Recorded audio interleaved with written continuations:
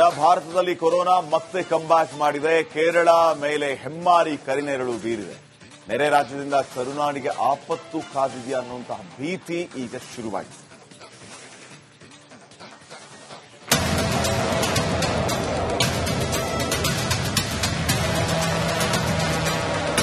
Corona ಇಡೀ ಜಗತ್ತನ್ನೇ ನಲುಗಿಸಿದ virus, ಇಡೀ ಪ್ರಪಂಚವನ್ನೇ ಬಂದ್ ಮಾಡಿಸಿದ ಹೆಮ್ಮಾರಿ, 70 ಲಕ್ಷಕ್ಕೂ ಹೆಚ್ಚು ಜನರನ್ನ ಬಲಿ ಪಡೆದಿದ್ದ ಮಹಾಮಾರಿ ಈಗ ಮತ್ತೆ ಅಬ್ಬರಿಸೋಕೆ ಶುರು ಮಾಡಿದೆ. ಹಾಂಗ್ಕಾಂಗ್, ಸಿಂಗಾಪುರದಲ್ಲಿ ಆರ್ಭಟಿಸುತ್ತಿರೋ ಕೊರೋನಾ ಭಾರತದ ಮೇಲೂ ಮತ್ತೆ ಕರಿನೆರಳು ಬೀರಿದೆ.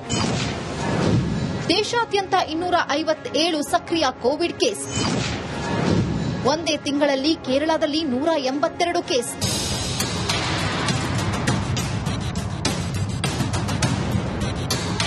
ನಿಜ, ಭಾರತದಲ್ಲೂ ಕೊರೋನಾ ನಿಧಾನವಾಗಿ ತನ್ನ ಕದಂಬ ಬಾಹು ಚಾಚಿದೆ. ಹಲವು ರಾಜ್ಯಗಳಲ್ಲಿ ಕೊರೋನಾ ಅಬ್ಬರಿಸುವುದಕ್ಕೆ ಶುರು ಮಾಡಿದೆ. ದೇಶಾದ್ಯಂತ ಈಗಾಗಲೇ 257 ಕೋವಿಡ್ ಕೇಸ್ ದಾಖಲಾಗಿದೆ. ಆತಂಕದ ವಿಷಯ ಅಂದರೆ ಮೇ ತಿಂಗಳಲ್ಲಿ ಕರ್ನಾಟಕದ ನೆರೆ ರಾಜ್ಯ ಕೇರಳದಲ್ಲಿ ಅತಿ ಹೆಚ್ಚು ಕೊರೋನಾ ಕೇಸ್ಗಳು ಕಾಣಿಸಿಕೊಂಡಿವೆ.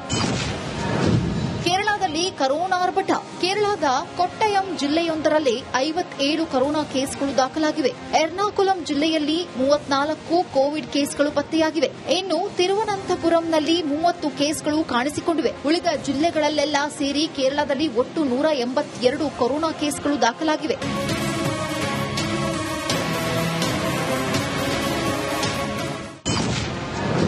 ಕೇರಳದಿಂದ ಕರುನಾಡಿಗೆ ಕಾದಿದ್ಯಾ ಅಪಾಯ? ಕರುನಾಡಲ್ಲೂ ಶುರುವಾಯ್ತಾ ಕೊರೋನಾ ಆರ್ಭಟ.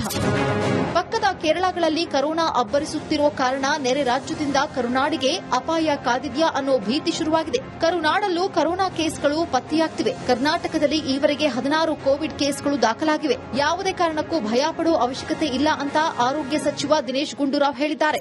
ಕೋವಿಡ್ ಕೇಸ್ ನನಗೆ ಗೊತ್ತಿರುವಾಗ 16 ಇತ್ತು ಅಲ್ಲ, 16 ಆಕ್ಟಿವ್ ಕೇಸಸ್. ಟೆಸ್ಟ್ ಏನಿಲ್ಲ, ಮಾನಿಟರ್ ಮಾಡ್ತಾ ಇದೀವಿ. As of now only monitoring ಅಷ್ಟೇ. ಇನ್ನೇನು ಸದ್ಯಕ್ಕೆ ಟೆಸ್ಟಿಂಗ್ ಅದು ಇದೆಲ್ಲ ಮಾನಿಟರಿಂಗ್ ಇರ್ತದೆ.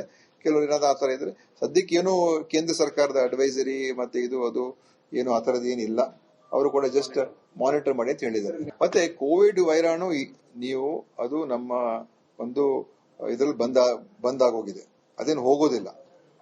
ಅದು ವೈರಸ್ ಇದ್ದೇ ಇರ್ತದೆ. ಅದೆಲ್ಲೊಂದ್ ಕಡೆ ಪಾಸಿಟಿವ್, ಯಾವ್ದು ಹೊಸ ವೈರಸ್, ಹೊಸ ಔಟ್ ಬ್ರೇಕ್ ಅದೇನಾದ್ರೆ ಅವಾಗ ನಾವು ನೋಡಬೇಕು. ಅಂದಹಾಗೆ ಹಾಂಗ್ಕಾಂಗ್, ಸಿಂಗಾಪುರದಲ್ಲಿ ಅಬ್ಬರಿಸುತ್ತಿರುವುದು JN1 ಕೊರೋನಾ ವೈರಸ್. ಇದು ಒಮಿಕ್ರಾನ್ ರೂಪಾಂತರಿಯ ಉಪತಳಿ. ಈ ವೈರಸ್ನ ಲಕ್ಷಣಗಳೇನು ಅಂತ ತೋರಿಸ್ತೀವಿ ನೋಡಿ.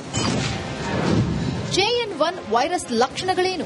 ಸೋಂಕು ತಗುಲಿದ್ರೆ ಮೊದಲು ಗಂಟಲು ನೋವು ಕಾಣಿಸಿಕೊಳ್ಳುತ್ತೆ. ಬಳಿಕ ಸೋಂಕಿತರಿಗೆ ಕೆಮ್ಮು ಶುರುವಾಗುತ್ತೆ, ಶೀತ, ತಲೆನೋವು ಕಾಣಿಸಿಕೊಳ್ಳುತ್ತೆ. ಅಲ್ಲದೆ ನಿಧಾನವಾಗಿ ಆಯಾಸ ಕೂಡ ಆರಂಭವಾಗುತ್ತೆ. ಕೊನೆಗೆ ಜ್ವರ ಕೂಡ ಶುರುವಾಗಿರುತ್ತೆ. ಕೊರೋನಾ ಮತ್ತೆ ಬಂತು ಅಂತ ಹೆದರಿಕೊಳ್ಬೇಡಿ. ಮುನ್ನೆಚ್ಚರಿಕೆ ವಹಿಸಿ.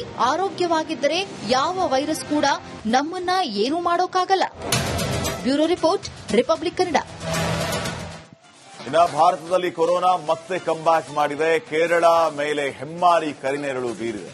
ನೆರೆ ರಾಜ್ಯದಿಂದ ಕರುನಾಡಿಗೆ ಆಪತ್ತು ಕಾದಿದೆಯಾ ಅನ್ನುವಂತಹ ಭೀತಿ ಈಗ ಶುರುವಾಗಿದೆ.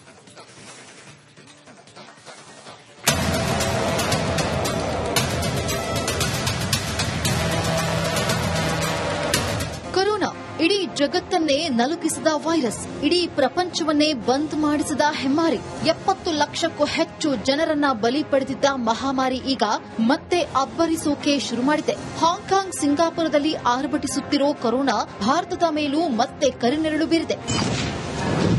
ದೇಶಾದ್ಯಂತ 257 ಸಕ್ರಿಯ ಕೋವಿಡ್ ಕೇಸ್. ಒಂದೇ ತಿಂಗಳಲ್ಲಿ ಕೇರಳದಲ್ಲಿ 182 ಕೇಸ್.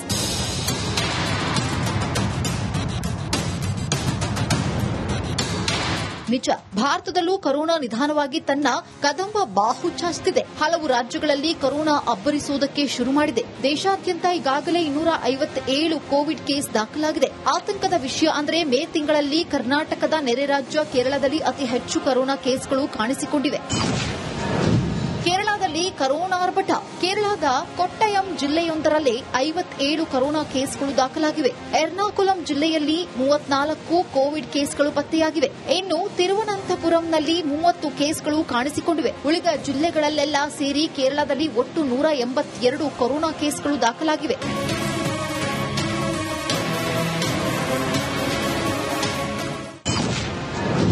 ಕೇರಳದಿಂದ ಕರುನಾಡಿಗೆ ಕಾದಿದ್ಯಾ ಅಪಾಯ?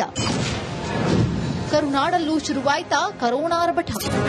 ಪಕ್ಕದ ಕೇರಳಗಳಲ್ಲಿ ಕರೋನಾ ಅಬ್ಬರಿಸುತ್ತಿರೋ ಕಾರಣ ನೆರೆ ರಾಜ್ಯದಿಂದ ಕರುನಾಡಿಗೆ ಅಪಾಯ ಕಾದಿದ್ಯಾ ಅನ್ನೋ ಭೀತಿ ಶುರುವಾಗಿದೆ. ಕರುನಾಡಲ್ಲೂ ಕರೋನಾ ಕೇಸ್ಗಳು ಪತ್ತೆಯಾಗ್ತಿವೆ. ಕರ್ನಾಟಕದಲ್ಲಿ ಈವರೆಗೆ 16 ಕೋವಿಡ್ ಕೇಸ್ಗಳು ದಾಖಲಾಗಿವೆ. ಯಾವುದೇ ಕಾರಣಕ್ಕೂ ಭಯ ಪಡೋ ಅವಶ್ಯಕತೆ ಇಲ್ಲ ಅಂತ ಆರೋಗ್ಯ ಸಚಿವ ದಿನೇಶ್ ಗುಂಡೂರಾವ್ ಹೇಳಿದ್ದಾರೆ. ಕೋವಿಡ್ ಕೇಸ್ ನನಗೆ ಗೊತ್ತಿರುವಾಗ 16 ಇತ್ತು ಅಲ್ಲ, 16 ಆಕ್ಟಿವ್ ಕೇಸಸ್. ಟೆಸ್ಟ್ ಏನಿಲ್ಲ, ಮಾನಿಟರ್ ಮಾಡ್ತಾ ಇದೀವಿ. As of now only monitoring ಅಷ್ಟೇ. ಇನ್ನೇನು ಸದ್ಯಕ್ಕೆ ಟೆಸ್ಟಿಂಗ್ ಅದು ಇದೆಲ್ಲ ಮಾನಿಟರಿಂಗ್ ಇರ್ತದೆ. ಕೆಲವರು ಏನಾದ್ರು ಆತರ ಇದ್ರೆ ಸದ್ಯಕ್ಕೆ ಏನು ಕೇಂದ್ರ ಸರ್ಕಾರದ ಅಡ್ವೈಸರಿ ಮತ್ತೆ ಇದು ಅದು ಏನು ಆತರದ್ದು ಏನಿಲ್ಲ.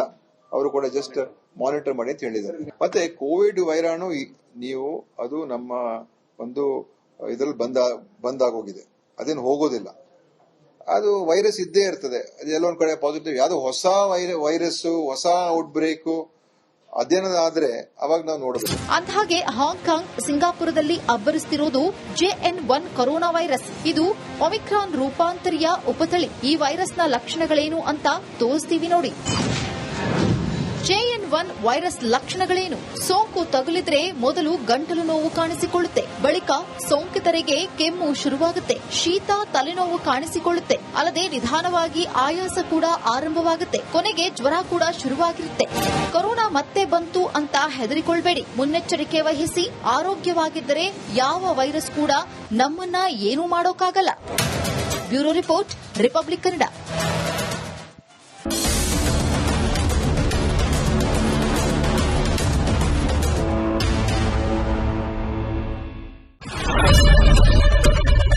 ಏನ್ ಪ್ರಾಬ್ಲಮ್ ಇಲ್ಲ ಏರಿಯಾದಲ್ಲಿ? ಏನ್ ಪ್ರಾಬ್ಲಮ್? ಏನ್ ನಿಮ್ ಪ್ರಾಬ್ಲಮ್? ಇದೆಲ್ಲ ಪ್ರಾಬ್ಲಮ್ ಐತಿಲ್ಲ ಹೇಳಿ. ಏನ್ರಿ ನಿಮ್ ಪ್ರಾಬ್ಲಮ್? ಏನ್ ನಿಮ್ ಪ್ರಾಬ್ಲಮ್ ಅಂತ ಹೇಳಿ. ಯಾರಪ್ಪ ನಗರಕ್ಕೆ? ಗಾಂಧಿನಗರ, ದಾಸರಹಳ್ಳಿ, ರಾಜರಾಜೇಶ್ವರಿ ನಗರ, ಚಾಮರಾಜಪೇಟೆ, ಹುಬ್ಬಳ್ಳಿ, ಚನ್ನಮರುತ್ತದ, ಮೈಸೂರಿಗೆ ಬಂದಿರೋದು. ಬ್ಯಾಡಗಿ ತಾಲೂಕಿಗೆ ನಾವು ಬಂದಿವ್ರಿ. ಸರ್ ಹೇಳಿ ಸರ್, ಏನ್ ಪ್ರಾಬ್ಲಮ್? ನಿಮ್ MLA ಹೆಂಗೆ? ಏನೆಲ್ಲ ಸಮಸ್ಯೆಗಳು? ಏನ್ ಕಥೆಯಲ್ಲಿ ಬಂತ? ಅಯ್ಯಪ್ಪ ಯಾವತ್ತೂ ಬಂದಿಲ್ಲ. 2 months ಇಂದ ನೀರಿಲ್ಲ. ಟ್ಯಾಂಕರ್ ಬರ್ಬೇಕಾದ್ರೆ ರೋಡ್ ಸರಿ ಇಲ್ಲ. ಯಾರತ್ರ ಹೋಗಿ ಇರೋದಕ್ಕೆ ನಮ್ಗೆ ಯಾರು ಇಲ್ಲ. ಕಿತ್ತೋದ್ರೆ ಏನು ಅಲ್ಲ ಹಾಳಾಗೋದ್ರು ಇದು ಯಾರು ನೋಡರೇ ಗತಿ ಇಲ್ಲ. ನಾವಿದ್ದೀವಿ ಅಂತಾರೆ. ಇವಾಗ ಯಾರು MLA ಮಗ ಒಂದ್ ದಿವಸನೂ ಬಂದಿಲ್ಲ. ಫುಲ್ ಸ್ಟ್ಯಾಂಡರ್ಡ್ ಲಕ್ಸುರಿಯಸ್ ಬೆಡ್ರೂಮ್ ಐತ್ರಿ ಅದು. Taj West End, Radisson Blue. ನಿಮ್ದು ಮೀಟಿಂಗ್ ಇಲ್ಲಿ ಮಾಡ್ರಿ. ಇಷ್ಟು ವರ್ಷ ಆಯ್ತು. ಇದಕ್ಕೆಲ್ಲ ಯಾರು ಸರ್ ಜವಾಬ್ದಾರಿ? 200 ರೂಪಾಯಿ ಬ್ಯಾಂಕ್ ಹೋಗ್ತೀನಿ ಬರ್ತಾ ಇದ್ದೀನಿ. ಬ್ಯಾಂಕಿಗೆ ಹೋಗ್ತೀರಿ ಬರ್ತೀರಿ 2,000 ಮಾತ್ರ ಬರ್ತಾ ಇಲ್ಲ. 2,000 ನಂದೇ ಹೊಂಟೈತು. ನಿಲ್ಲ ಮೇಲೆ ಭಾರಿ ಐಟ್ ಅದಲ್ಲ ಮಾರ. ಬರಲ್ಲ ಕಣ್ರಿ ಸರ್. ರಾತ್ರಿ 1 ಗಂಟೆವರೆಗೂ ಎಣ್ಣೆ ಅಂಗಡಿ ತೆಗಿಬೇಕಾದ್ರೆ ಬರೀ 4 ಗಂಟೆವರೆಗೂ ತೆಗಿಬೋದಲ್ಲ. ಮಗನೂ ನೋಡಲ್ಲ, ಯಾರು ನೋಡಲ್ಲ. ನಾನು ಒಬ್ಬಳು ನೋಡ್ಕೊಂತೀರಜ್ಜ. ಮೊಮ್ಮಕ್ಕಳಿಗೆ ಅಮ್ಮ ಅಪ್ಪ ಇಲ್ಲ, ಅವರು ನೋಡಿ ಬರ್ತಾ ಇದೀವಿ. ದೇವ್ರು ಬಿಟ್ಟಂಗೆ ಆಗುತ್ತೆ.